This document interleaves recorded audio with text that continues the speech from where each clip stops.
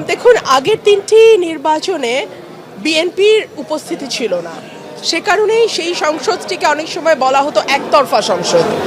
এই নির্বাচনে আওয়ামী লীগের উপস্থিতি নাই। সো সেই দিক থেকে দেখতে গেলে বাংলাদেশের মিনিমাম 30% মানুষের রিপ্রেজেন্টেশন নাই। সো আমি তো আসলে খুব বেশি পার্থক্য দেখতে পাচ্ছি না। এ গ্রেড ক্লিংকারের কনফিডেন্স সিমেন্ট বাংলাদেশের হৃদয় জুড়ে।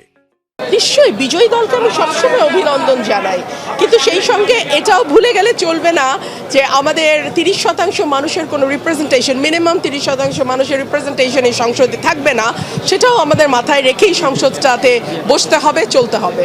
সেই রিপ্রেজেন্টেশনটা ফিরিয়ে আনার উদ্যোগটা কিভাবে নেওয়া যেতে পারে?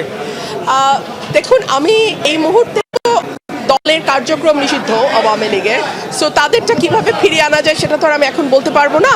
তাদের নির্বাচনে অংশ নেওয়ার সুযোগ যদি দেয়া হতো তাহলে দেখা যেত মানুষের ভোটেই যদি তাদের প্রত্যাখ্যানের ব্যাপার থাকতো, মানুষ তার ভোটের মাধ্যমে জবাব দিত। মানুষের ব্যালটের প্রতি আমাদের আস্থা এত কম কেন? মানুষ তার জবাব সবসময় সঠিকভাবে দেয়। ধরুন আমার এলাকার কথাই ফর এক্সাম্পল, মানুষ কিন্তু ব্যালটে প্রার্থী বেছে নিয়েছে এবং এই সুযোগটা মানুষকে দেওয়া উচিত বলে আমি মনে করি। এখন পর্যন্ত না, নির্বাচনের পরে আমার সঙ্গে কোনো যোগাযোগ হয়নি। কারো যোগাযোগ করা হলে কি ফিরবেন ঘরের মেয়ে? না, ঘরের মেয়ে মানে কি? আমি ব্রাহ্মণবাড়িয়ার মেয়ে, আমি ব্রাহ্মণবাড়িয়ায় ছিলাম, আছি, ভবিষ্যতে ব্রাহ্মণবাড়িয়াতেই থাকবো। আর বিএনপির মেয়ে হিসেবে আপনি কি বলবেন? আমি বিএনপির মেয়ে বলে কিছু নাই। আপনারা কেন জানি সবকিছুর মধ্যে আবেগকে গুলিয়ে ফেলতে পছন্দ করেন। আমি একটা দলের সমর্থক ছিলাম এবং আমি দেশ এবং মানুষের পক্ষে কথা বলেছি সেই দলের হয়ে। তারপরে আমাদের মধ্যে মতের মিল হয়নি, আমি সরে গেছি। এখানে আসলে আবেগকে নিয়ে আসবার কিছু আছে বলে আমার মনে হয় না।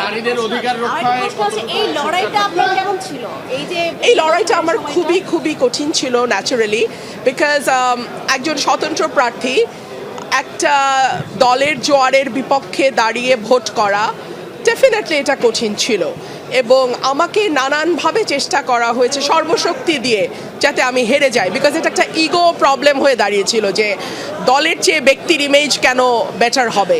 সো এক ধরনের ইগো ক্ল্যাশ তো ছিলই। So it's difficult. ওটা আপনারা দেখেছেন আপনারা তো দেখেছেন সবই।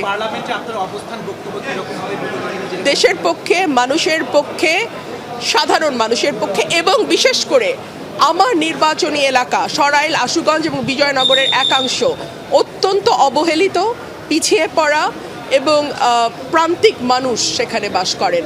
তাদের ভাগ্য এবং জীবন মান উন্নয়নে আমি সর্বাত্মকভাবে কাজ করব।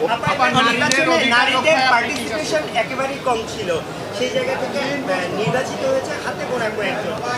নারীদের নিয়ে আপনাদের ভূমিকাটা কেমন?